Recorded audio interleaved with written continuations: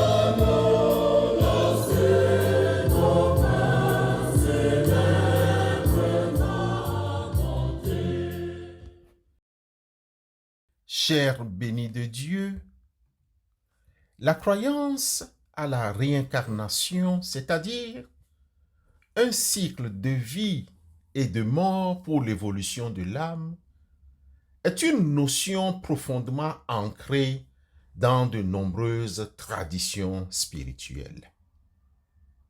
Précisons que la réincarnation est la croyance selon laquelle l'âme d'une personne, après la mort de son corps physique, renaît dans un autre corps. Ce cycle de naissance, mort et renaissance se répète jusqu'à ce que l'âme atteigne une certaine perfection spirituelle. Cette notion est au cœur de nombreuses philosophies et religions dans le monde et est souvent liée au concept de karma ou les actions passées influencent la vie future. Cette notion n'est pas enseignée dans la théologie biblique. Au contraire, la théologie biblique nous enseigne la résurrection. Ainsi, la résurrection est la doctrine chrétienne selon laquelle le corps et l'âme d'une personne sont réunis et ramenés à la vie, non pas sur terre, mais pour une existence éternelle auprès de Dieu. Contrairement à la réincarnation, il s'agit d'un événement unique. La résurrection de Jésus-Christ est le modèle et la promesse de la résurrection des croyants. Précisons bien que la réincarnation est une théologie qui est en contradiction avec la théologie biblique. Celle-ci présente une vision fondamentalement différente du destin de l'homme. Des versets 27 et 28 de la lettre aux Hébreux, chapitre 9, nous pouvons clairement lire « Et comme il est réservé aux hommes de mourir une fois, et après cela le jugement, ainsi le Christ aussi, ayant été offert une fois pour porter les péchés de plusieurs, apparaîtra une seconde fois sans péché, à salut, à ceux qui l'attendent. » Hébreux chapitre 9, versets 27 et 28. Ces versets agissent comme un ancrage puissant dans cette vérité. Bien-aimés, pour saisir le contexte de ce passage, il faut se rappeler que l'auteur les place au milieu d'une explication sur l'œuvre du Christ. Les sacrifices d'animaux de l'Ancien Testament devaient être offerts à maintes reprises pour l'expiation des péchés. Mais Jésus, par son sacrifice unique et parfait sur la croix, a accompli une œuvre finale et suffisante pour toute l'humanité. De la même manière que la mort du Christ n'a pas besoin d'être répétée, la mort de l'humain, la mort de l'homme, est un événement unique et définitif, non pas une étape dans un cycle sans fin.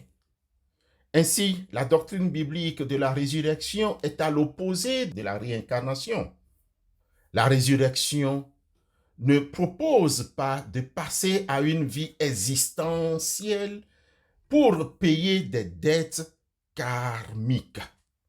Au lieu de cela, la résurrection promet la réunification de l'âme avec un corps transformé et glorifié une fois pour toutes et pour une vie éternelle. C'est le don de la grâce et non le résultat d'un mérite cumulé sur plusieurs vies.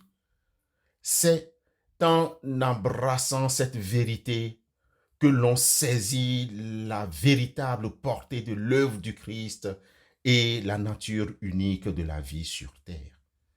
Bien-aimés frères et sœurs, somme toute, la croyance en la réincarnation n'est pas une doctrine biblique, principalement parce que les Écritures enseignent la résurrection comme le mode de vie après la mort et non un cycle de renaissance.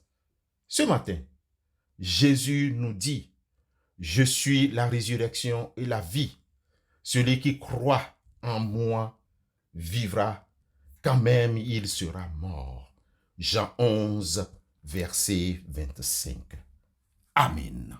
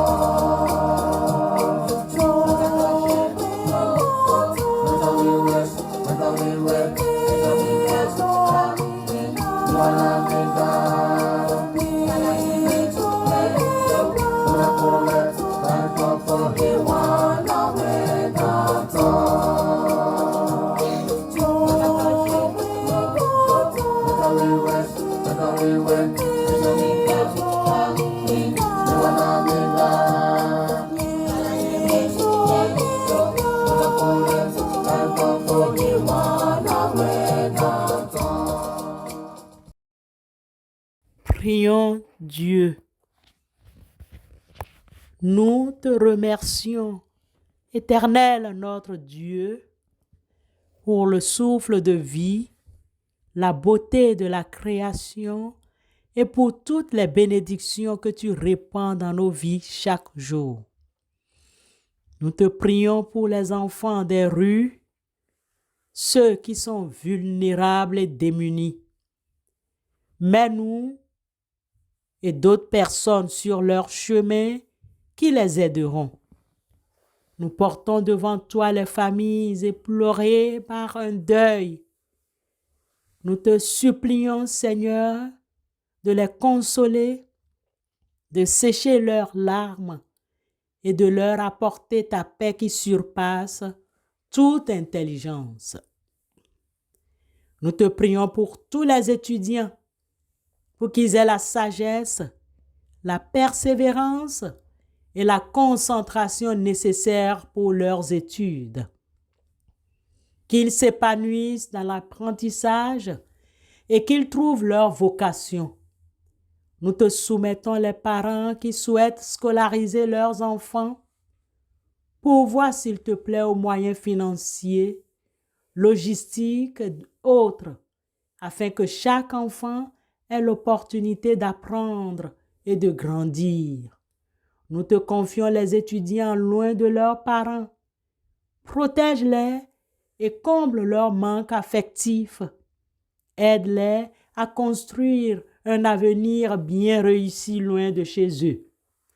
Nous prions pour les étrangers, pour qu'ils soient accueillis avec compassion et trouvent un lieu où ils peuvent s'épanouir. Protège les réfugiés des difficultés de toutes sortes et, Seigneur, fais que nous soyons pour eux des témoignages vivants de ton amour. Nous prions pour les jeunes qui se lancent dans l'entrepreneuriat. Guide leurs pas. Donne-leur la sagesse et la créativité et fais prospérer leurs projets pour qu'ils puissent contribuer au bien-être de tous. Nous te disons encore une fois merci pour toutes ces personnes et pour tes réponses à nos prières au nom de Jésus-Christ, notre Sauveur. Amen.